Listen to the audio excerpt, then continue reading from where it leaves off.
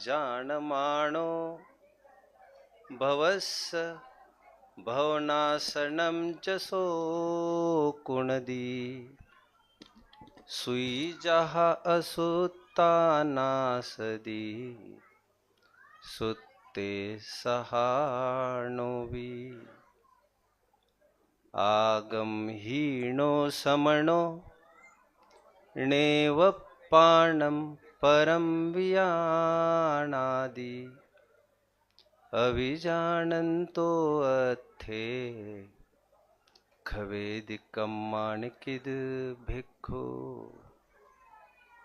एयगदो समणो एयगम निच्छिदस्तेषु निच्छित्ति आगमदो आगम चेठा तदो जेठा।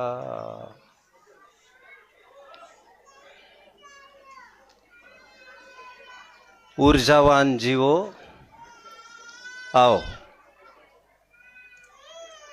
हताश निराश होने की आदत छोड़ दीजिए। ये फ्री चॉइस है हमारी, हम हमारे जीवन में क्या ऑप्ट कर सकते हैं। और फिर आपके पास अभी एक बेजोड़ विकल्प भी तो खड़ा है, वही विकल्प जिसकी चर्चा हम करके आए कल, आगम का अध्ययन, जिसे स्वाध्याय कहते हैं। आशा की यह एक किरण, एकमेव किरण, अंतिम किरण हमारे सामने है। ये मत भूलिए, छोटी सी चिंगारी भी एक जंगल को जलाकर खाक कर देती है। एक फड़फड़ाती लौ भी हमारा पथ का पाथे बन सकती है, हमें रास्ता दिखा सकती है। काम करने वालों के लिए छोटा सा सुराग काफी होता है। स्वाध्याय की परिभाषा करते समय पूज्यपाद स्वामी जी ने सर्वार सिद्धि में एज नेवर बिफोर परिभाषा की है। क्या परिभाषा की होगी गैस? ज्ञान भावनालस्य त्यागः स्वाध्याय। अगेन अगेन, ज्ञान भावना अलस्य त्यागः स्वाध्याय। लोग पूछते हैं टेक कर बैठकर स्वाध्याय करने में क्या हानि है? गद्दी पर बैठकर स्वाध्याय करने में क्या हानि है? मैं ज्यादा अभी उसकी चर्चा नहीं करूंगा। आलस्य त्यागः, यह महत्वपूर्ण शर्त आचार्य देव रखते हैं। उतनी देर के लिए तो कम से कम हमें ये कूलर्स का, फैंस का क्योंकि सुहेण भावी दमनाणम समाधि तंत्र मोक्ष पाहोड़, अनुकूलताओं के बीच में भाया गया ज्ञान प्रतिकूलताओं की एक ठोकर में नष्ट हो जाता है। हमें ही पता नहीं था, हम इतने धोखे में थे आज तक। हमारा भ्रम हम पकड़ नहीं पाए। तम्हा जहा बलम जोई, इसलिए समझदार लोगों को चाहिए वो यथाशक्ति प्रतिकूलताओं के बीच में ही ज्ञान की चिंगारी को सिलगाए, क्योंकि प्रतिकूलताओं के काल में खड़ी की हुई स्थिति अनुकूलताओं में तो वैसे ही टिक जाएगी। क्या है? रामचरितमानस, धीरज धर्म मित्र और नारी, आपद काल परखिए चारी। एक मार्के की बात मैं प्रारंभ में ही कह देता हूं। जैसे ही मैं प्रवचन हॉल छोड़ दूंगा अभी, वैसे ही 2-3 जन जरूर मेरा पीछा करेंगे, जरूर। And this has been happening so far, I don't expect really. And वे लोग कुछ पर्सनल समस्याओं को साझा करते हैं।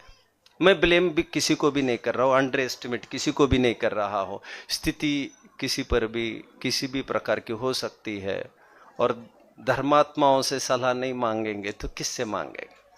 जैसे कल बात आई थी कि हम आपके लिए आयतन हैं और आप हमारे लिए आयतन हैं। साधर्मियों का संग देव पर्याय की प्राप्ति के लिए एक महत्वपूर्ण कारण बताया है। खैर मैं उसकी बात नहीं कर रहा हूं, फिलहाल मैं थोड़ी ऊंची बात करने के मूड में हूं। मैं आपको यह कह रहा हूं, जो लोग आगे पीछे, थोड़ी हल्की भाषा में प्लीज परमिट मी स्पीकिंग, जो विद्वानों के इर्द गिर्द में घूमना चाहते हैं, 1000 किलोमीटर पर बैठकर वे फोन करके ये कहते हैं कि I have caught in such and such trouble, you are my saviour, कैसे भी करके मुझे इस संकट से दूर निकालो, बड़ी समस्या आ गई है, बड़ी समस्या आ गई, हम आपको मिलने आना चाहते हैं। आज तक जितने जनों के मुझे फोन आए हैं, मैंने किसी को भी हाँ नहीं कहा है, और मैंने कहा है प्लीज मत आना, प्लीज मत आना। लोग इस बात को कब समझेंगे कि जो आप बाहर पूछते हैं समाधान वो कुछ भी नहीं है। सच पूछो तो सबसे बड़ा सॉल्यूशन सेंटर यही मंच है जहां पर मैं हूं। यहां से जो भी बात निकलती है वह आपके हर एक समस्याओं का समाधान लेकर ही खड़ी होती है, उत्पन्न होती है। और मैं समझता हूं जिसने स्वाध्याय किया, जिसने आगम का अध्ययन किया शांति से, उसे जरूरत ही महसूस नहीं होती कि मैं किसी को अपनी समस्या कहूं और वहां पर समाधान पाऊं। कमजोर हालत में ऐसा होता होगा, बट रियली यहां वहां खोज करने की कोशिश ना करे।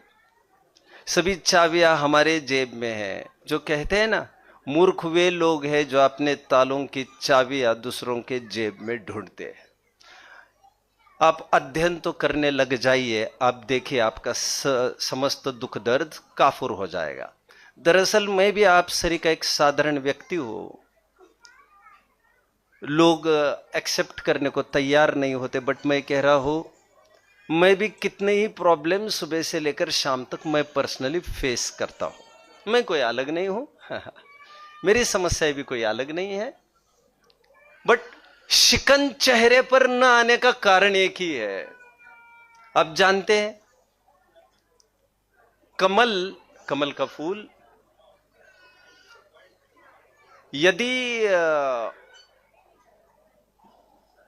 जड़ हट जाए उसकी, तो उसका सूरज की धूप की जरूरत नहीं है, वैसे कुम्हलाकर खत्म होता है बेचारा। और जेठ की गर्मी, मई जून की गर्मी, 12 की तपती दोपहर की धूप भी उस कमल का कुछ भी बिगाड़ नहीं पाती, यदि वह जड़ से जुड़ा है। यदि हम स्वाध्याय से जुड़े हैं तो आई क्लेम, प्रोक्लेम, उनको यहां वहां कहीं भी जाने की जरूरत नहीं पड़ेगी। और हम क्यों समझ में नहीं आ रहा है, in search of peace and solace, हम वो भीड़ में ढूंढना चाहते हैं।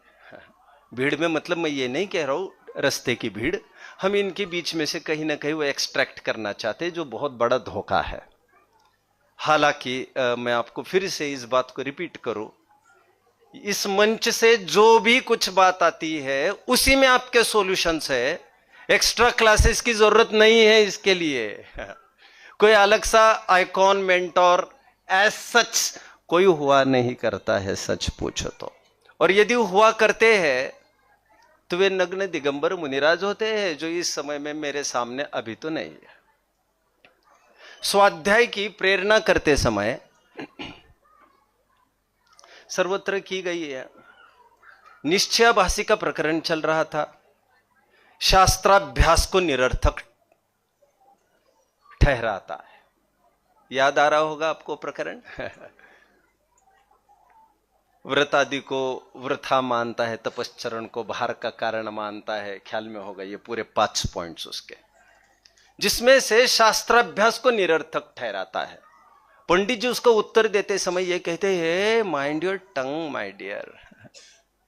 मुनिराज भी, जिनके सभी अनुष्ठान खत्म हुए हैं, अनुष्ठान मतलब ये रिचुअल्स व्हाट वी फॉलो, ये औपचारिक कथन है एकदम, पूजा विधान दान, इन्हें अनुष्ठान कहते हैं। पर्टिकुलर वर्ड है, इन्हें अनुष्ठान कहते हैं। वैसे अनुष्ठान चारित्र का पर्यायवाची है। द्रव्य संग्रह की टीका यदि किसी ने शांति से पढ़ी होगी अकेले में, जितनी भी आपको शोध खोज होगी वो अकेले में ही होगी, ध्यान रखना भीड़ में विशेष उपलब्धियां किसी को आज तक प्राप्त नहीं हुई। न्यूटन को जरूरत थी थोड़े से खाली समय की और एकांत की। ऐसा नहीं है कि एप्पल पहली बार गिरा हो, ऐसा भी नहीं है कि उसको कभी कल्पना अनुमान नहीं हो, बट पहली बार उसके पास खाली समय था और वो अकेला था। उसका मगज, खराब शब्द है वैसे, उसका मगज खाने के लिए कोई आसपास नहीं था, तो वो थोड़ा सा रुककर वो सोच गया कि क्या हो सकता है। मैं हमेशा ये कहता हूं, गैलीलियो गैलीली के पास उस दिन थोड़ा समय था, जिस दिन चर्च से सभी बाहर निकलकर चले गए और वो वही बैठा रहा। उसका मजा ही कुछ और है, एकांत का मजा ही कुछ और है। इसलिए सॉलिट्यूड इज ब्लिस कहा जाता है। सभी बड़ी बड़ी खोजें एकांत में ही होती है। थोड़ा समय अपने लिए देना चाहिए। शास्त्राभ्यास को निरर्थक ठहराता है, पंडित जी कहते हैं। अच्छा, दो बातें पहले मैं और एक कह दूं आपको। वैसे विशेषावशाती तो हम सबने पढ़ रखा है, जिसमें ज्ञान ध्यान तपोरक्त की बात है। मुनिराज के दो काम कहे हैं, एक मजबूरी का, एक जरूरी का। हालांकि जो मजबूरी का है वो दुगने समय होता है फिर भी मजबूरी है कितना टाइम कहां पर बिताया जाए, इससे मजबूरी और जरूरी तय नहीं होती। टोडरमल जी ये कहते हैं, शास्त्राभ्यास को निरर्थक ठहराता। अरे मुनि गणों के भी सभी अनुष्ठान खत्म हो गए, लेकिन अभी भी ये एक ही अनुष्ठान जिंदा है शास्त्राभ्यास का, बाकी सब खत्म हो गए। शट आवश्यक आवश्यक कुछ नहीं रहे आदि। शट आवश्यक मतलब जो प्रचलित है हमको, देव पूजा, गुरुपास्ते आदि आदि आदि आदि। एक शास्त्राभ्यास को आखिर तक नहीं छोड़ते हैं। क्या दमदार बात है, आप लोगों ने भी सुनी होगी कभी। गणधर को कुछ समझने का कुछ बचा नहीं है। सबसे प्रबुद्ध जीव है इस भूतल के, छद्मस्तों में ऑफ कोर्स। श्रुत ज्ञान की चरम सीमा पर खड़े बैठे हैं वे। समझना कुछ बचा नहीं, परोक्षता में जितना समझ में आने की बात मैं कर रहा हूं, और एक मिनट भी मिस करते नहीं वहां का। स्वाध्याय की इससे ज्यादा प्रेरणा और मिठास क्या हो सकती है। गणधर स्वयं बैठते भी नहीं है खड़े ही रहकर दिव्य ध्वनि का लाभ लेते हैं, दोनों हाथों को जोड़कर। टोडरमल जी कहते हैं, उपयोग यदि आत्मा में नहीं रमता हो तो शास्त्र और शास्त्राभ्यास में नहीं लगाओगे, तो अस्थान में तुम उपयोग को कहां लगाना चाहते हो उनके दिमाग में ऐसा कोई स्थान नहीं है। सामयिक और स्वाध्याय इन्हीं को निरारंभ, अच्छा पेज नंबर आ रहा है के पीछे, ओके, इन्हें निरारंभ अनुष्ठान कहे हैं। कोई भी अनुष्ठान, कोई भी धार्मिक क्रियाएं निरारंभ नहीं है जैन दर्शन में। सामयिक और स्वाध्याय ये ही दोनों निरारंभ है। बाकी जितने भी अनुष्ठान हैं वे महापराधीन है। इसलिए समंतभद्र स्वामी को एक पॉइंट पर कहना पड़ा, जब सुना होगा आप लोगों ने, जब दर्शन करने के लिए एक मंदिर में गए और वो टाइम अप हो गया था, तो जाते जाते दिन ढल गया था। वो जमाना था जब रात में मंदिरों की जरूरत पड़ती नहीं थी लोगों को, और हमें टाइम वही मिलता है, कोई बात नहीं है। तो जब वे दर्शन करने के लिए वहां पहुंचे तो पुजारी ने वहां पर मना कर दिया, ये कहते हुए कि अभी कल आना भैया, डोंट टेक इट अदरवाइज। और समंतभद्र स्वामी ने यह कहा था, भैया नहीं चाहिए मुझे ऐसे भगवान के दर्शन।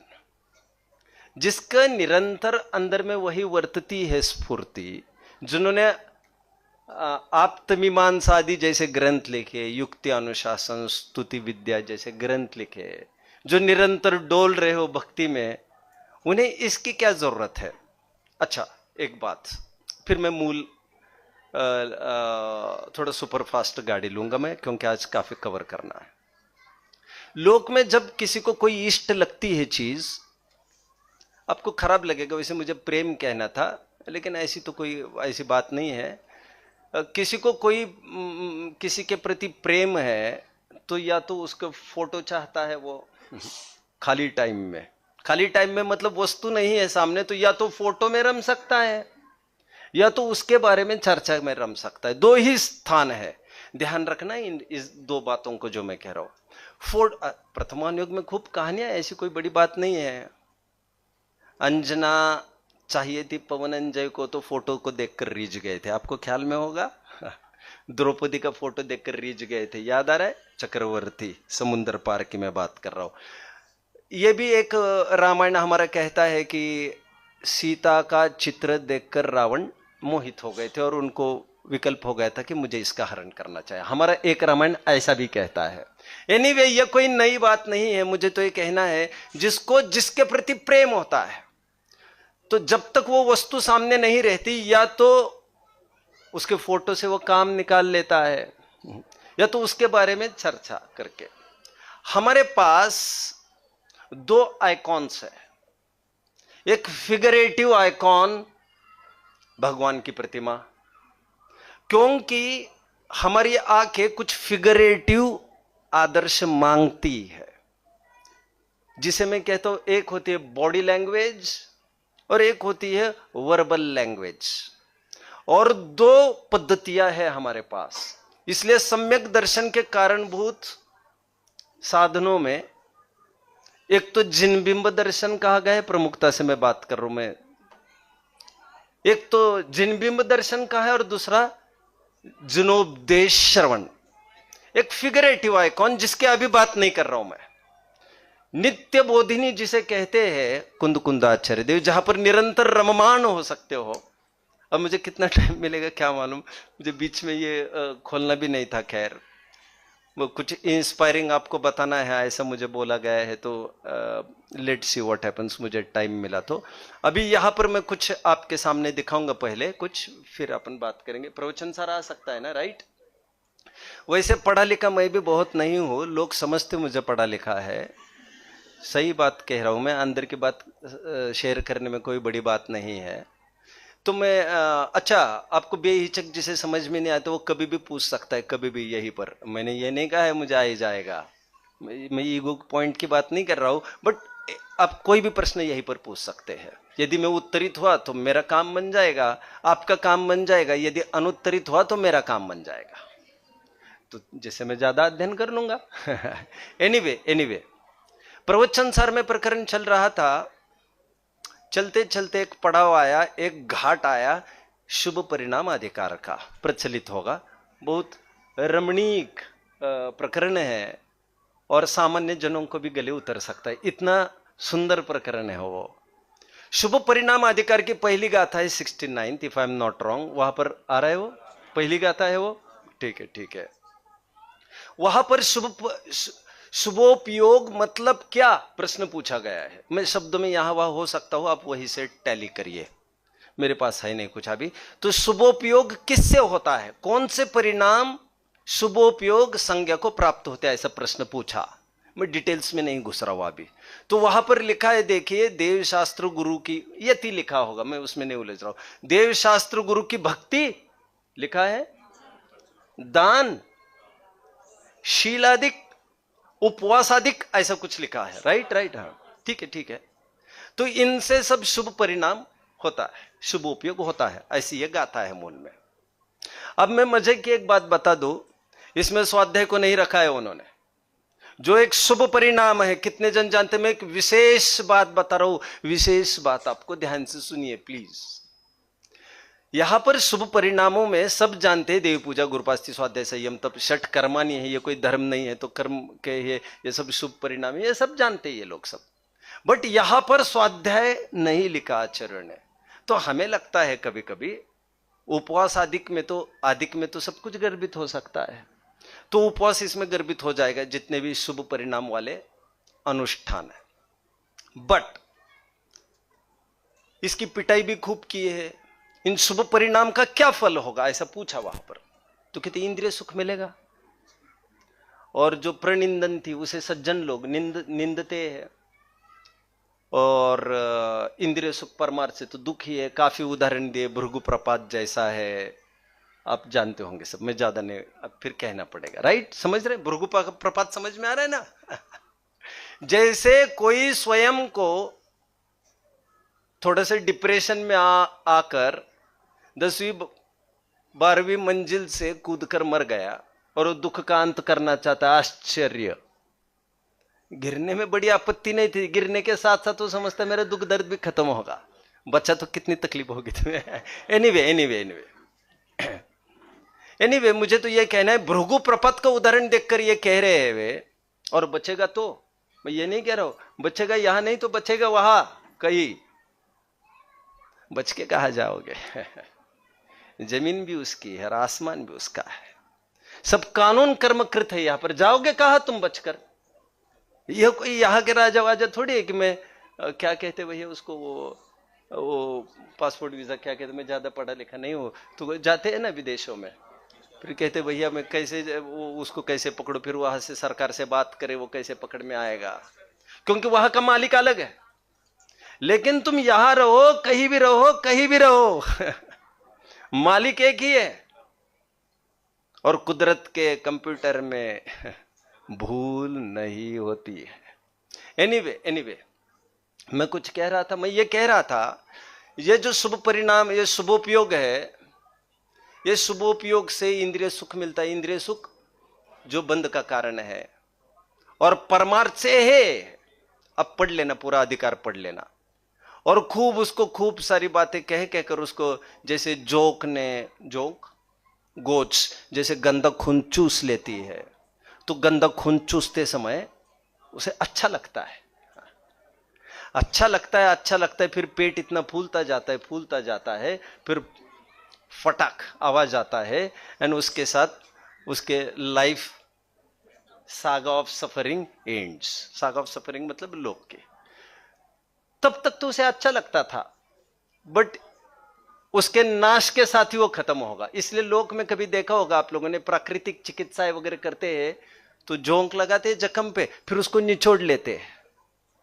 आप देखा है कभी? अभी तो खत्म हो गई है ट्रीटमेंट्स, मैंने मेरे आंखों से भी देखी है, जब वो खत्म होने के कगार पर थी, कभी देखा होगा।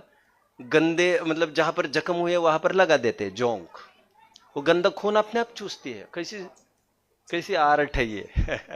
अभी ये मशीन्स भी फेल हो जाएगी सब, लेकिन उसका पेट फूलने पर वो तो उसने 10-20 पाल रखे हैं जोंक, जिसका प्रोफेशन है, तो शायद फट जाएंगे तो ऐसा काम थोड़ी चलेगा, तो फिर उसको निचोड़ देता है, उसको जिंदा रखकर फिर लगा देता है। ये प्रोसेस चलता रहता है। एनीवे मुझे तो ये कहना है, अति दुख संकट जिसका निकट है। शुभ परिणाम कैसे है? जिसका फल देवगति है, और देवगति के बाद फिर वही भोगी पुण्य फल हो एक इंद्री। इसमें क्या लाली है भैया? तो खूब शुभ परिणाम के और उसके फल की धुनाई करते आए। परमात्मा प्रकाश के दूसरे अध्याय के शायद 68वें दोहे में यहां तक कहते, ता पुण्य ममा हो। क्या कहा? पुण्येन होई विहवो।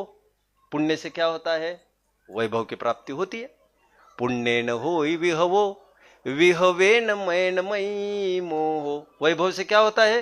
अटैचमेंट हो जाएगा तुम्हें, वस्तु हो गया अटैचमेंट होगा। मोह से क्या होगा? फिर पाप होगा। भैया ऐसा पुण्य हमें नहीं चाहिए। भैया जी पढ़ा ही रहे होंगे, पंडित जी पढ़ा ही रहे होंगे, वह सुख सदा ही त्याज्य रहे, पश्चात जिसके दुख भरा। वो यही बात है। ध्यान रखना, जब भी आप एप्पल खरीदने जाते हो, आप भाव ताव तो खूब कर लेते हो, और आपको एप्पल सिलेक्शन में जब भी आपको ये लगे ये एप्पल तो बढ़िया है, तो केवल बेस्ट क्वालिटी जहां लिखा है वो फ्लैप आपको खोल कर रखना चाहिए। वो तो किसी छेद को ढकने के लिए होता है। दैट डज नॉट शो कि that is of best quality. Anyway प्रवचन सार का ये पूरा प्रवाह इसी दिशा में हमें ले जा रहा है, जो भोगों से हमको निवृत्त कराता है। अब आगे देखिए क्या कहते हैं। अब समझिए मैंने ये क्यों कह रहा हूं इतना सारा, ये सब समझ रहे हैं ना आप? स्वाध्याय has been exempted from this. It's not that कि ही फॉरगॉट, बट स्वाध्याय, इफ एनीवन गेसेस कि यहां पर आदि में तो स्वाध्याय का अंतर्भाव हो जाएगा, ऐसा भी नहीं है सचमुच। क्योंकि 80वीं गाथा चल पड़ी जो क्लाइमैक्स को पहुंचाती, और वो ये कहती है अरहंत को जानना किसके लिए था भैया तुम्हें? ये जितने भी अनुष्ठान है ना, देव पूजा हो, गुरुपास्ती हो, संयम हो, तप हो, यह सब स्वाध्याय के लिए। क्या समझे? भक्ति में, शास्त्र भक्ति मतलब आप क्या समझते हो? सिर पर ले लेकर डोलना? अरे सिद्धांतों को उतारना पड़ता है। ये डोलने तो कोई भी करता है यार, ये उतर भी जाता है और कुछ पैसे फेंकने पर हो जाता है, इसमें हो जाता है। हम उन सिद्धांतों की बात कर रहे हैं जिन वचन, अभी पंडित जी साहब ले ही रहे उसको, निशंकितं, शायद चल चुका होगा। क्या फोटो है, कोई मुझे बताएगा वहां पर? निशंकितं छड़ाला में क्या फोटो बनी है?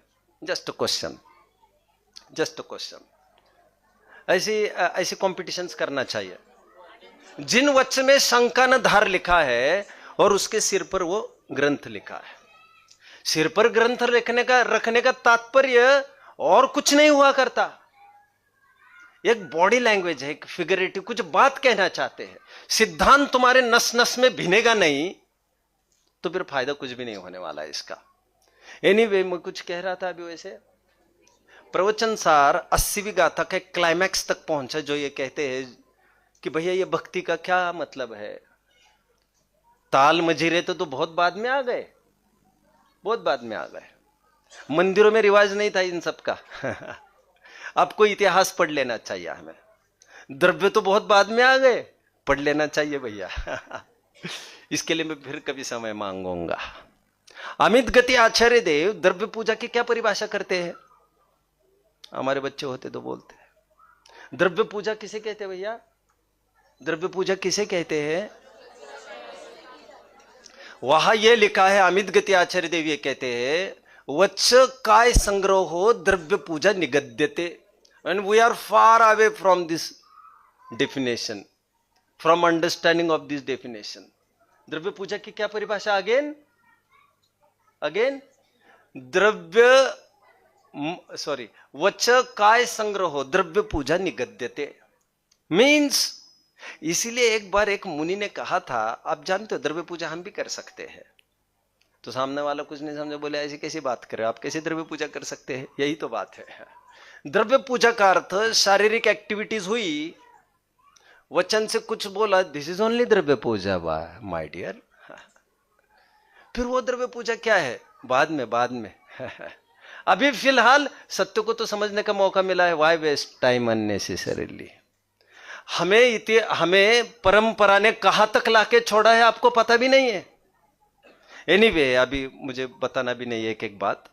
80वीं गाथा है जिसमें यह कहा गया, जो अरहंत को जानता है, अरहंत को जानने का प्रयोजन स्वयं को जानना है, क्योंकि स्वयं को जाने बिना मोह का क्षय नहीं होता है। आगे बात वहां पर बड़ी प्रसिद्ध गाथा है, जो जाने दे अरहंतम दव्वत गुण, जो जाने दे अरहंतम सो जाने दे अप्पाणम। मैं इन शॉर्ट ये कह रहा हूं, एंड जो जाने दे अप्पाणम उनके मोह का क्षय को प्राप्त होता है। अब देखिए, लेकिन आत्मानुभूति तो हमारे बस की तो नहीं है। हमने बहुत कोशिश कर ली उसे, लेकिन नहीं जम रहा है कोई ऑप्शन। तो 86वीं गाथा एक लिखी गई, गजब की गाथा है, ये आपको देखना चाहिए। तो जो लोग आत्मानुभूति नहीं कर सकते हैं उनके लिए और कोई ऑप्शन है? तो कह रहे हाँ, हम उपायांतर की बात करते हैं। और उपायांतर की बात करते हैं, कह क्या रहे मालूम? जो शास्त्रों को भली भांति जानेगा, सत्थम समदिदब्बम खीयदि मोह वचयो, वो मोह का क्षय करेगा ही करेगा। मतलब एक ऑप्शन खड़ा कर रही, या तो आत्मा को जानो या तो खूब स्वाध्याय करो, दोनों एक ही बात है, निर्वाण की प्राप्ति हो जाएगी। कैसी बात लिख रही है, जबकि सभी जन जानते हैं कि स्वाध्याय के परिणामों से, जो कि बहिर्लक्ष्य परिणाम है, यह आत्मलक्ष्य परिणाम है नहीं, इससे आत्मानुभूति कैसे हो गई? जिन पुण्य पाप नहीं की ना, आत्म अनुभव चित्त दीना, इसके बिना संभव होता नहीं, हम सब जानते हैं। बट आचार्य देव प्रवचन सार जैसे ग्रंथ में स्वाध्याय की खूब महिमा गाते हैं, खूब जोर लगा रहे हैं। इतना तो करना ही है भैया। चलो, मेरे से रहा नहीं जा रहा है तो I will take it today only, क्योंकि फिर I don't know, I am doubtful whether time permits me again. It was at the age of I think I was 22। किसी ने सुना भी होगा जो मुझे सुनते होंगे, और मैं पर्सनली कभी बताता भी नहीं हूं। मैं ही पक गया हूं बताते बताते, बट मुझे कहा गया है ये बताना है आपको, मैंने बताता हूं मैं। जब 22-23 में, 23 इट में भी, 23-24 इट में भी, it was for the very first time कि मैंने कोई प्रवचन सुना, वो भी प्रवचन के नाम से नहीं गया। मुझे एक स्पीच है कहकर ले जाया गया था, और उसमें एक 12th में पढ़ते थे एक भाई स्मारक में, उनका प्रवचन चल रहा था। मुझे उनकी शक्ल पता नहीं, नाम पता नहीं, तो मैंने उस दिन प्रवचन सुना। वो आज तो मैं प्रवचन कह पा रहा हूं उसे। उसमें वस्तु स्वरूप की वो थोड़े एनालिसिस किए जा रहे थे। वस्तु स्वरूप की मतलब बहुत टेक्निकल वर्ड्स नहीं थे, सामान्य थे। बीवी बच्चे हमारे ने आधे आधे तर्कयुक्ति से बात कर रहे थे। उम्र क्या थी उनकी? You shouldn't underestimate any speaker, you shouldn't try to read the books reading its cover pages. Oh, किसी को साधारण नहीं समझना चाहिए तुम्हें। यह तुम्हारी सबसे बड़ी भूल होगी यदि ऐसा करोगे तो, क्योंकि सबसे अच्छी चीजें साधारण पैकिंग में ही होती है। अरे इन गुजराती मारवाड़ियों को पूछो, इतना करोड़ों रुपए ढोते हैं, आज तक इनकी बैग किसी ने छीनी नहीं है। और फिर तुम हमें पूछ रहे हो, तुम बार बार 4-5 जन लेके चल रहे हो उसको, और बार बार देख रहे हो बैग की तरफ। अभी सामने वाले इतने मूर्ख है क्या? तुम बार बार टटोले जा रहे हो उसको। अरे तुम फेंक देते एक तरफ उसको गंदा के कर। मेरे कहने से आप रिस्क मत लेना, है ना। खैर ऐसी रिस्क लेने के लिए कौन बेवकूफ बैठा है। डिस्क्लेमर भी की भी जरूरत नहीं है। हालांकि बनारसी दास जी ऐसे थोड़ी कोई पैदा होते हैं हमारे यहाँ। एनीवे, मैं आपको जरूर एक स्पॉट आउट करना चाहता हूं मेरे जीवन की वो घटना। मैंने पहला प्रवचन सुना and I was moved literally. फिर बाहर आने के बाद मुझे मेरे दोस्त ने पूछा कि कैसे लगा। मैंने कहा अद्भुत, ऐसे कोई अवसर होगा फिर से तो मुझे जरूर अवसर मिला देना। तो उन्होंने ये कहा, ये तो जयपुर से आए हुए एक विद्वान थे, ऐसे तो रोज चलता है यहाँ पर, लेकिन घर का जोगी जोगड़ा, घर के विद्वान को कौन पूछता है। बाहर के कोई आए तो थोड़ा सा वो क्रेज बनने लगता है, थोड़ा बज होने लगता है। तो मैं आपको बता दूं, मुझे किसी ने बताया यहाँ पर रोज रात में होता है। मैंने कहा ओके। एक टाइम ऐसा रहा जब रोज स्वाध्याय हॉल के बाहर मैं 1 घंटा, कभी कभी 1.5, कभी कभी 2 ताले के सामने खड़ा रहता था, ये सोचकर मेरी किस्मत कब खुलेगी। वो ताला केवल ताला नहीं था।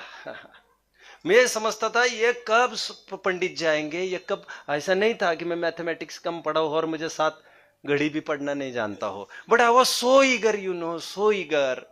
मैं इतना इम्पेशेंट रहता था, आई वॉज सो डिस्परेट कि I was not able to resist my temptations. मैं वहां पर जाकर खड़ा रहता था 2-2 घंटे पहले भी। और आपको अंदर की बात बता दूं, मैं तब तक मुझे यह पता नहीं था कि घर पर स्वाध्याय हो सकता है। रियली मैं समझता था ये विद्वान के आश्रित होता है, वो कुछ पढ़ के दिखाते हैं and this is their personal treasure. I used to feel, मैं कुछ भी नहीं, मैं बेखबर था। बेसिकली आई वाज श्वेतांबर, तो मुझे तो कुछ रिचुअल्स ही पता नहीं थे एक्चुअली। तो तब तक तो मैं मंदिर भी कभी चढ़ा होऊंगा, नमोकार मंत्र बोला होऊंगा, ऐसा मेरे ख्याल में नहीं है। तो और कभी कभी ये लोग क्या करते थे जो स्वाध्याय में आते थे, यंगस्टर्स थे, मन मौजी थे, उनका मन बना, बंक कर लेते थे वे, और आपस में टाइप हो जाता होगा उनका कॉमन ऑफ का, आज बस यार आज होटलिंग करेंगे, आज यहाँ जाएंगे वहां जाएंगे। और मैं वही खड़ा रहता था, अभी खुलेगा, अभी खुलेगा, अभी खुलेगा, अभी खुलेगा, अभी खुलेगा। अंधेरा हो जा। वहां पर स्ट्रीट लाइट जैसी भी स्थिति नहीं थी जहां की मैं बात कर रहा हूँ। आपको स्थान पता नहीं होगा, कहने की कोई मतलब नहीं है। सॉरी। हाँ।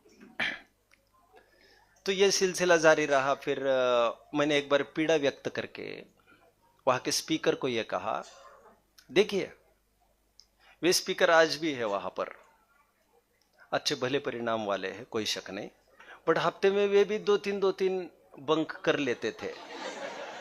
नहीं, बिजनेस इतना तगड़ा था उनका। बिकॉज आई डिडेंट नो ना कि all the things may be independent, कि मैं भी घर पर, ये तो बहुत बाद में पता चला ये ग्रंथ you too can have this and तुम घर पर पढ़ सकते हो। फिर तो पूरा मैं लेके जाना चालू किया, फिर पढ़ना चालू किया घर पर। तो पहले फिर बाद में भी मैं वहां पर आकर पढ़ने लग गया, लेकिन बाद में पता चला you need not come here. फिर चाबियां भी मुझे सौंप दी गई, बहुत सारी बातें हुई, मैं अनजान था। But my devotion, my dedication has paid me. पांचवी गाथा समय सार की टीका में अमृतचंद्र स्वामी कहते हैं, निज वैभव की प्राप्ति की है मैंने, वो शब्द ब्रह्म की उपासना से की है। Repeat, should I repeat? शब्द ब्रह्म की ग्रंथों को पढ़ा नहीं जाता, उपासना की जाती है उनकी, उन्हें दिल में संजो कर रखा जाता है। मैं कल और बात कर लूंगा, वैसे अभी एक छोटा सा विकल्प आया तो मैंने वो बता दिया आपको। फिर बाद में मैं खूब प्रश्न भी पूछने लग गए उनको, वे उत्तर भी देने लग गए। वैसे मैं बहुत हिचकिचाता भी था क्योंकि मैं नया हूं, बट हिचकिचाहट किसी को बाहर कभी दिखी नहीं होगी, क्योंकि मैं इतना भी ऐसा नहीं था कि विदाउट सेटिस्फैक्शन में आगे बढ़ता रहो। लोग कुछ कहेंगे तो कहने दो भैया।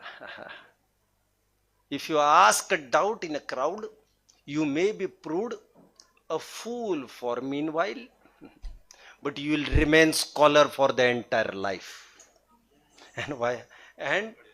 And इससे कॉन्ट्ररी यदि विचार करे, without otherwise you keep on hesitating, आप सोचते रहो मैं कैसे पूछूं, तो वहां पर भी you will be proved a smarter person for some while, but will remain a fool for the entire life. Now it's up to you what to do. Anyway, please मैं सब नहीं, ताली वाली नहीं बजाना चाहिए सचमुच जिनवाने के सामने। Anyway, तो ये 86वीं गाथा आप सबको घर पर जरूर पढ़ना चाहिए, और जो मैंने आपको तालमेल बिठाकर दिखाया उसका आपको समझना चाहिए। मेरे पास वैसे समय तो नहीं है, माइक मुझे लेट हाथ में आया है, लेकिन नाश्ता तो आप लोगों ने किया ही होगा, तो मुझे कहना पड़ता है आप लोगों ने किया होगा, क्योंकि एनीवे चलिए मैं क्या कह रहा हूं आप ध्यान से सुनिए। जैसे ना आचार्य देव, थोड़े पढ़े लिखे वाले लोग तुरंत डिलाइटेड होंगे, बट जिन्होंने नहीं पढ़ा है, मैं समझता हूं जो लोग कहते समझ में नहीं आया इनको, मैं इस बात पर विश्वास ही नहीं रखता। मैं ये भी नहीं कह रहा हूं भैया उनको आगे बैठना चाहिए, मैं ये कह रहा हूं जिन्हें ललक है ललक, वो स्वयं आगे ही बैठता है। और मैंने अक्सर एक बात कहता रहा हूं कि आपको समझ में कम आता हो तो इससे कोई हानि नहीं है मोक्ष मार्ग की, क्योंकि इसका निर्णायक डायरेक्टर आपका क्षयोपशम है। लेकिन समझने की उमंग यदि आपकी नहीं हो तो इससे तो ब्लंडर क्रिएट होगा, तैयार हो जाओ। एनीवे, मैं जैसे ना आचार्य देव ने कहा है, जब भी ग्रंथों को पढ़ना है, अब मैं कितना कह पाऊंगा, मुझे दोपहर का तो है सेशन, फिर भी अभी कह देता हूं, you should have a nice friend in your life, जिनसे आप कुछ भी पूछ सकते हो, एनी टाइम पूछ सकते हो। विद्वान आपको भाव क्यों देगा? भाव नहीं देने का कारण उसका, वो अपना अध्ययन में लगा है, और उसकी अपनी निजी समस्याएं है ही, जो तुम्हारी है वो तो है ही है उसकी। एनीवे, तो हमें ऐसे कोई जरूर साथी बनाकर, जैसे फैमिली डॉक्टर्स हुआ करते हैं, तो हमें ऐसे कोई विद्वान जरूर रखने चाहिए, इतने उनको पटा कर रखना चाहिए कि आप कभी भी उनको पूछो वे लगे हाथ आपको उत्तर दे दे।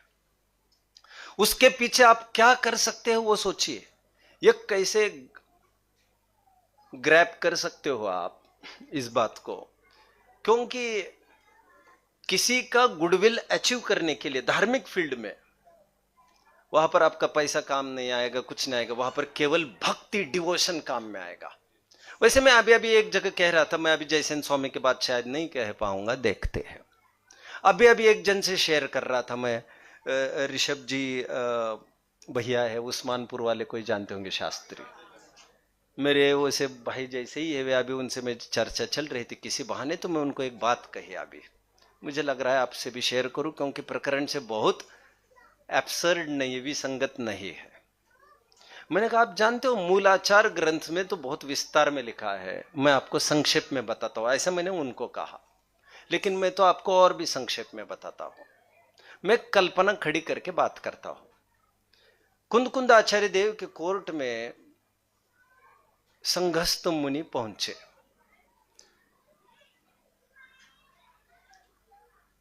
नमोस्तु नमोस्तु नमोस्तु भगवान। इट्स नॉट दैट कि हमें मजा नहीं आ रहा है आपके प्रवचनों में, आप समय सारा पढ़ा चुके, प्रवचन सारा पढ़ा चुके, नियम सारा पढ़ा चुके, आदि आदि पढ़ा चुके, 84 पावड़ा हमें, बट ऐसा लग रहा है अंदर से कुछ नया पढ़े, कुछ नया पढ़े। और जो कुन स्वामी के पास होगा जरूरी नहीं, जो औरों के पास होगा जरूरी थोड़ी कुन स्वामी के पास होगा ही होगा। कितने जन समझ रहे हैं मेरी बात को? सबके पास सब कुछ हुआ भी नहीं करता। तो कुन स्वामी के सामने कोई आकर खड़ा हुआ और उन्होंने ये कहा कि भंते, हमें पता चला है यहां पर समीपस्थ, कल्पना खड़ी कर रहा हूं, पुष्पदंत भूत बलि जी है और वे षटखंडागम की रचना कर रहे हैं। जैसे फिल्म रिलीज होती है तो सब जगह धमाका होने लगता है पहले ही, तो हम जाकर पढ़ना चाहते हैं। तो कुन स्वामी के सामने पहला एप्लीकेशन चला गया उनका कि प्लीज हमारे इतना सैंक्शन हो जाए एप्लीकेशन। कुन स्वामी उस पर कुछ भी रिस्पॉन्ड नहीं करते। फिर 2-5 दिन के बाद फिर ये प्रोसेस होती है। एक्चुअली ऐसा होता है, मूलाचार पढ़ लेना चाहिए, मजा आएगा। तो फिर से आते कहते हैं कि साहब हमने 2-4 दिन पहले आपसे बात कही थी। ये तो बहुत बड़ी बात है ऐसा कहना, उनको कोई विस्मृति थोड़ी हुई है।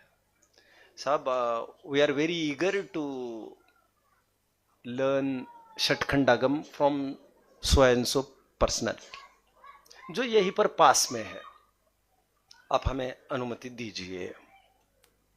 उस पर भी कुछ नहीं बोलते। 7-8 बार चक्रे काटने पर let I think over. What is there to think here? But I can't send you anywhere ना my dear, I will have to peep first. तुम्हें जहां पर भेजा जा रहा है मुझे देखना पड़ेगा, कहीं अस्थान में तुम ना चले जाओ। इतना कहते नहीं है वे उनको। मैं सोचूंगा, मैं बताऊंगा, तुम्हारा एप्लीकेशन मेरे पास 8वां एप्लीकेशन है, I know that, I know that. Eagerness देखो उसकी, ईगरनेस। फिर उसे एक दिन ग्रांट मिल जाती है, ठीक है, निर्णय हो चुका है कि आपको षटखंडागम पढ़ने के लिए भेजा जा रहा है, नियमों का बराबर पालन हो, आदि आदि। फिर वे विदा हो जाते हैं उस संघ में, नए संघ में। अब नए संघ में जाते उनको क्या करना चाहिए? कायदे से, उनको कायदे से पढ़ना चालू करना चाहिए from the first day. But ऐसा नहीं होता है। वहां पर पहले जाने पर 3 दिन तो कुछ बात भी नहीं करते आपस में, क्योंकि मुझे यह भी तो देखना है कहीं मैं गलत स्थान पर तो नहीं आया हो, क्योंकि कानों से सुनी और आंखों से देखी में तो बहुत फर्क होता है। और कहीं ऐसा ना हो लेने के देने पड़ जाए। लेने के देने मतलब मैं ये चीज लेने आऊं और उसके बदले में काफी कुछ गमा डालूं। कितने जन समझ रहे हैं? कहीं शिथिलाचार चल रहा होगा, कुछ चल रहा होगा। हम केवल पुस्तकें नहीं पढ़ते हैं, तो कहीं भी नहीं भेज सकता मैं तुम। तो वहां पर 3 दिन वे भी इनको देखते हैं, कहीं ऐसा ना हो एक गंदी मछली। आप समझ रहे हैं? अरे एक विकृति घुस जाएगी तो पूरी तबाही, पोल्यूशन मचा देगी ना यहां पर। अरे तुम जब विदेश से आते हो तो क्या कहते हो उसे, वो सब चेकअप टेस्ट की जाते वहां पर, पोर्ट पर ही। तुम अंदर घुसोगे तो पर we will be expose to the danger. Then ये हो नहीं सकता ऐसा। वहीं पर चेक पोस्ट पर ही तुम्हारी बात होगी। तुम उनको देखो, वे तुम्हें देखते रहेंगे। एनीवे, मुझे तो अभी आपका I want to draw your attention towards the fact कि उनकी क्यूरियोसिटी तो देखो कितना पूछते जा रहे हैं, और वे घास भी नहीं डाल रहे सामने वाले। क्योंकि यदि तुम में सच्ची धगज होगी समझने की, you keep on asking us, तो ही हम तुम्हें भेजेंगे। क्योंकि ऐसा नहीं सुबह तुम चार्ज हो गए और रात तक तुम डिस्चार्ज हो गए। तुम्हारा चार्ज हमें देखना जरूरी है, तुम कितने चार्ज हुए हो। इतनी चार्जिंग यदि हम में हो तो you are well prepared to study anything. अब और थोड़ा बात कह दो। कई लोग ये कहते हैं कि गुरु के बिना कैसे पढ़ाई होगी, गुरु के बिना कैसे होगी। ठीक है, किसी हद तक वो कोई खास बात नहीं है, बट मुझे एक बात पर स्ट्रेस देना जरूरी लग रहा है यहां पर। मैं यह हमेशा ये कहता रहा हूं, ग्रंथ इतने कठिन लिखे ही नहीं गए हैं कि तुम्हें किसी की जरूरत पड़े। आचार्य देव स्वयं इतने प्रबुद्ध थे, वे जानते थे, उन्होंने नाप लिया था कि आगे का किस प्रकार रिसेशन पीरियड आने वाला है। वे जानते थे, पहले से भाप लिया था उन्होंने। और वक्ता वही होता है जिसने पहले ही प्राग दृष्टवा, वक्ता के स्वरूप में 10 कई लक्षणों में आत्मानुशासन को कोट करके कहा है, वक्ता वो होता है जो पहले ही जाने इसका हाथ क्यों ऊपर आया है, इस समय में इसको अरुचि हुई है तो क्यों अरुचि हुई, यहीं पर बैठकर वो बता सकता है। He is facing so and so problem. A teacher is not just a person who has a command on the subject. Equally, he has a command on his audience also. कब पढ़ना, कितना पढ़ाना, कैसा पढ़ाना, यदि इतनी भी अकल नहीं हो तो उसको वो हकदार भी नहीं है पढ़ाने का। तो मुझे हंसी आती कभी कभी। एनीवे मुझे तो आपको कहना था कि धगज कितनी होनी चाहिए, और 2-3 मिनट मेरे ही टाइम के ले रहा हूं, घड़ी के हिसाब से आगे बढ़ गया हूं मैं। मुझे सबसे पहले प्रेरणा मिली स्वाध्याय की। I was sitting in my shop you know, and मेरा एक ही टारगेट था, I will earn more and more, क्योंकि उसी से सुख होता है। आम भावना धारणा यही है। तो देखिए, एक बार एक घटना हुई दैट चेंज्ड माय लाइफ। एक जन अचानक शॉप के सामने उतरा और शॉप में आ गए, अ कस्टमर। फिर उन्होंने ये कहा मुझे, इट सीम्स कि you are Jain, the name plate says. And इसको देखकर मैं अंदर आया हूं। And I have heard Jains never deceive anyone. जैनी किसी को ठगते नहीं है, ये मैंने सुना है। जैनीज आर ईमानदार, honest. I have heard 2 note भी गलती से आ गए तो वो तो 1 नोट तुरंत आपको दे देंगे। श्रीमद राजचंद्र जी को मुंबई में यह पूछा गया कि एक जैनी की न्यायमत्ता कैसी होनी चाहिए, how just a Jain should be. उसका न्याय, आप समझ रहे हैं ना, स्ट्रेटेजी क्या होनी चाहिए। श्रीमद जी घूमते घूमते ये बोले, वो दिख रहा है तुम्हें, सी द एपेक्स देयर, वो शिखर दिख रहा है तुम्हें। ये जो शिखर है ना हाई कोर्ट का, सुप्रीम कोर्ट, हाई कोर्ट का, इसके ठेठ नीचे जो आदमी बैठता है ना, उससे कम न्यायमत्ता एक जैनी की नहीं हुआ करती है। एनीवे, उसने मुझे इतना ही कहा, I have heard Jains never cheat anyone. तो इसलिए मैं, हालांकि जैसा उसने सोचा था वैसा मैं नहीं था, मैंने तो इसको गोल्डन चांस समझा। मैं मूर्ख समझता था उन लोगों को जो महावीर जयंती के दिन, दीपावली के दिन जुलूस करते थे दुकान बंद करके। वो मेरा क्रीम टाइम में समझता था, ऐसी भी दलदल से मैं गुजरा हूं। मैं नाम मात्र भी जैन नहीं था। एनीवे, अभी खत्म हो गए दिन, लेकिन कभी कभी आश्चर्य लगता है ये सब कैसे हो गया। बट एक ट्विस्ट की जरूरत थी, और ये सब इससे हुआ। इसका सच्चा आनंद मैंने लिया है, मैंने, और मुझे 100% रिकवरी है इसमें, 100% मुझे रिटर्न्स इसमें मिले हैं, नो रिस्क एंड 100% रिटर्न्स। फिर उन्होंने मुझे एक बात कही, उस कस्टमर ने मुझे ये कहा, by the way I am, people call this joint venture Anand Deshmukh. समझ रहे मेरी बात को ना? दुनिया इसे आनंद देशमुख कहती है, ऐसे उसने परिचय कराया उस आदमी ने, और मैं तो हिल गया। मैंने कहा कैसे, अजीब परिचय कराया इस आदमी ने, इसे लोक में आनंद देशमुख कहते हैं। अरे इसको दिमाग ठीक है इसका, इस आदमी का। एंड मैं वैसे इन्फ्लुएंस्ड किसी से नहीं होता हूं, आज भी नहीं होता हूं मैं influenced. But that day first time I thought someone is, एक सम्मोहन शक्ति is acting behind that and I am getting hypnotised. Actually I started feeling that thing and मुझे चकराने भी लग गए सिर, थोड़ा एक ही लाइन में चकराने लग गए। फिर देन उसने मुझे और एक बात कही, हैव यू एवर रेड समय सार? सेकंड थिंग, ये क्या चीज है समय सार? मैं आज बोल भी पा रहा हूं इस शब्द को, तब तो मैं बोल भी नहीं पा रहा था इस बात को। Have you read any scriptures written by Kundkund? उन्होंने पूछा, कुनकुंद स्वामी का कोई लिटरेचर पढ़ा है? Anyway I am not a Jain, but I have read entire scripture written by Kundkund. और उसने परिचय ऐसे दिया मुझे, हद हो गई।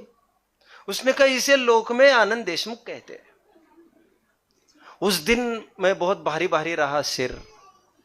घर पर आकर भी आई शेयर्ड दिस आइडिया कि एक अजीब आदमी आया था, अजीब बातें कर रहा था। यदि वो पैसा न देकर जाता तो मैं पक्का समझता ये कुछ गफला करने आया था, लेकिन उसने बार्गेन नहीं किया मेरे साथ। व्हाट वाज ही स्पीकिंग, वो क्या कह रहा था? And that created a spark in me for the first time. Jain scriptures should be read. This was the first time, but let me remind you about the second event. जब I was on the way to Bangalore, तो किसी ने किसी लक्षणों से मुझे पहचाना कि मैं थोड़ा कदम रख दिए थे, एकदम प्रारंभिक कदम इस मार्ग पर। तो किसी लक्षणों से उन्होंने जाना कि ये जैन है। तो उन्होंने पहला प्रश्न पूछा मुझे कि are you a Jain? That was pleasant surprise for me. और तब मुझे लगा कि जैनिज्म मैटर्स। मैंने उनकी भी पहचान होती है यार। सिखों को पगड़ी लगाओ, मुस्लिम भाइयों को और कुछ करो, किसी को और कुछ, सबके चिन्ह में कुछ चिन्ह ही नहीं दिया है। मूर्ख ये 8 चिन्ह जो पढ़ाए जा रहे हैं वही तुम्हारे जैनिज्म के चिन्ह है। तुम्हें एक भी चिन्ह पकड़े में नहीं आता है। एनीवे, तो उन्होंने मुझे एक बात कही, वो एक बुजुर्ग ने वहां पर, it seems you are Jain. मैंने कहा, तब मैं जैन मतलब ऐसा कोई बहुत खास नहीं समझता था, तब का टाइम है। तो उन्होंने मुझे कहा, do you know the theme of Jainism? मैंने कहा नहीं। तो उन्होंने कहा, आई have read entire Buddhism, entire Jainism, permanence with change and change with permanency. ये पहली बार उनके मुख से सुना मैंने ये चीज। मुझे फिर एक स्पार्क घर कर गया, जैनिज्म समझना चाहिए। धीरे धीरे वो अपना काम बनाता रहा। मैं इतना लालची लोभी था, मेरे बिजनेस में बहुत आती, और 1 नंबर कम 2 नंबर ही ज्यादा करता था मैं, और उसमें मैं मेरा करेज भी समझता था। फिर एक टाइम ऐसा आया जब मैं इतना पढ़ने लग गया कि पिताजी कहने लगे, तू यहां पर भी आते फिर भी पढ़ता रहता है। जो पिताजी मुझे पहले कभी ये समझाते थे, तू क्यों ऐसी सोचता है बात, वी हैव लॉट इनफ, हमें नहीं करना चाहिए सब, क्यों चाहते तो सब तुम्हें ही सब मिले, बी इजी। वैसे भी कोई धर्म नहीं पढ़ा था उन्होंने, कोई पुस्तकें नहीं पढ़ी थी, लेकिन पुराने लोगों को बहुत पढ़ना नहीं पड़ता था। एनीवे तो एक टाइम ऐसा आया कि वे उनको लगने लग गया ये ऊपर देखते नहीं है, और मुझे लिटरली ऊपर देखने में भी ये लगने लग गए जितनी देर में ऊपर देखूंगा उतनी समय में तो मेरे आई विल मिस 2 लाइन्स। बड़ी बड़ी चोरियां होने लग गई। I was objected.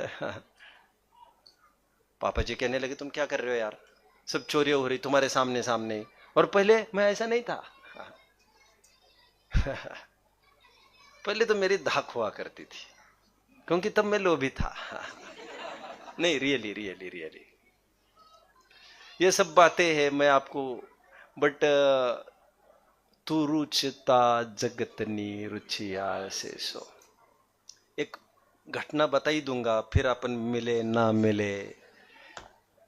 कणाद ऋषि हुए, कणाद ऋषि आप नहीं जानते होंगे, मैं जानता हूं। कणाद ऋषि वैशेषिक मत के फाउंडर है। कणाद ऋषि का और एक नाम अक्षपाद है। अक्षपाद क्यों है आप जानते हो? अक्षपाद इसीलिए है क्योंकि उनका एक नेचर था, he used to keep on reading always, even while walking.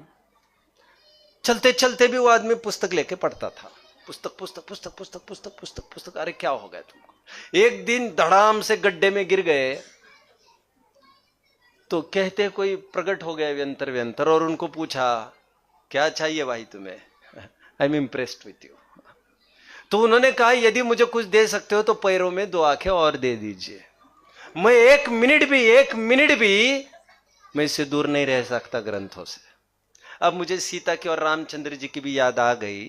Ramchandra ji और सीता की शादी हो रही है और घूंघट का जमाना होगा